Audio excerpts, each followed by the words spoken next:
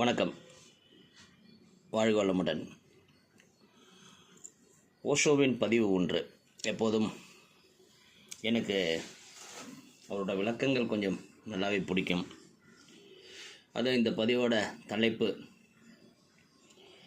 இறப்பதற்கு எங்களை நாங்கள் எப்படி தயார் செய்து கொள்வதுங்கிற கேள்விக்கான அவரோட பதில்.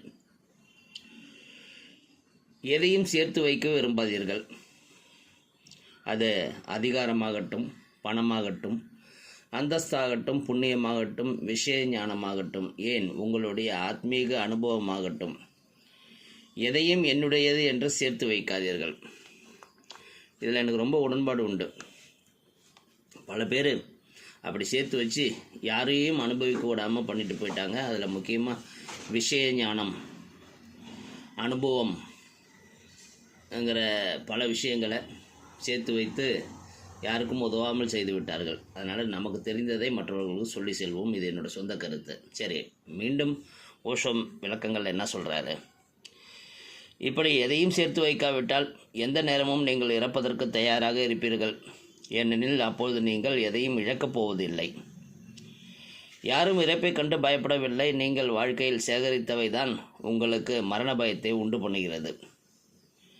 மரணம் நெருங்கும்பொழுது நீங்கள் இதுவரை உங்கள் சக்தியை எல்லாம் செலவழித்து சேகரித்தவற்றோடு ஒட்டிக்கொள்ளவே ஆசைப்படுகிறீர்கள்.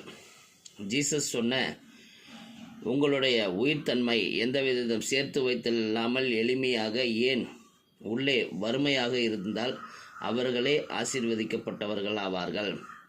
மறுபடியும் சொல்கிறேன், ஜீசஸ் என்ன சொல்லியிருக்காருன்னா, உங்களுடைய உயிர்த்தன்மை எந்தவித சேர்த்து வைத்தல் இல்லாமல் எளிமையாக, உள்ளே வறுமையாக இருந்தால் அவர்களே ஆசீர்வதிக்கப்பட்டவர்கள் ஆவார்கள் என்பதுதான் அதோட அர்த்தம்.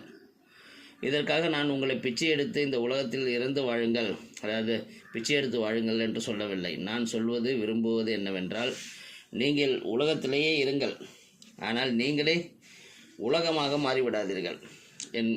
அதை தான் நான் திரும்ப சொல்கிறேன். எதையும் உங்கள் மனதில் சேர்த்து வைக்காதீர்கள். உங்கள் உள்ளே நீங்கள் வறுமையோடு இருங்கள். எதையும் என்னுடையது என்று சொந்தம் கொண்டாடுகிறீர்கள். அப்பொழுது நீங்கள் எந்த துன்பமும் இல்லாமல் இருக்கலாம். வாழ்க்கை உங்களுக்கு பிரச்சனையே இல்லை. என்னுடையது என்ற எண்ணம் தான் பிரச்சனை. எவ்வளவு அதிகமாக சேர்த்து வைக்கிறீர்களோ அந்த அளவுக்கு நீங்கள் இறக்கும்போது அவைகள் உங்களுக்கு துன்பத்தை கொடுக்கும்.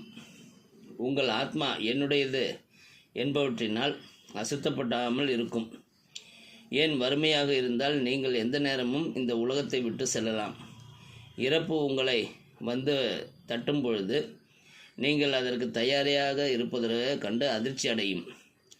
நீங்கள் அப்பொழுது இழப்பதற்கு ஒன்றும் இல்லை. அப்படி இருக்கும் பொழுது வாழ்வு எனும் அனுபவத்திலிருந்து இறப்பு என்ற புதிய அனுபவத்திற்கு செல்கிறீர்கள்.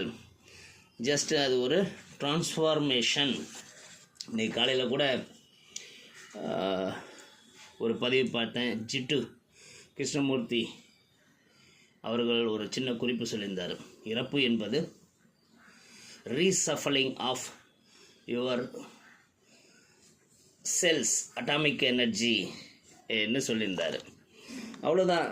இந்த உலகத்திலிருந்து வேறு ஒரு ஃபார்மேஷனுக்கு நம்ம போகிறது தான் இறப்புங்கிற அளவுக்கு நம்ம தெளிவடைந்து விட்டோம் என்றால், வா பார்த்துக்கலாம் அப்படின்னு சொல்லலாம். வாழ்க வளமுடன்.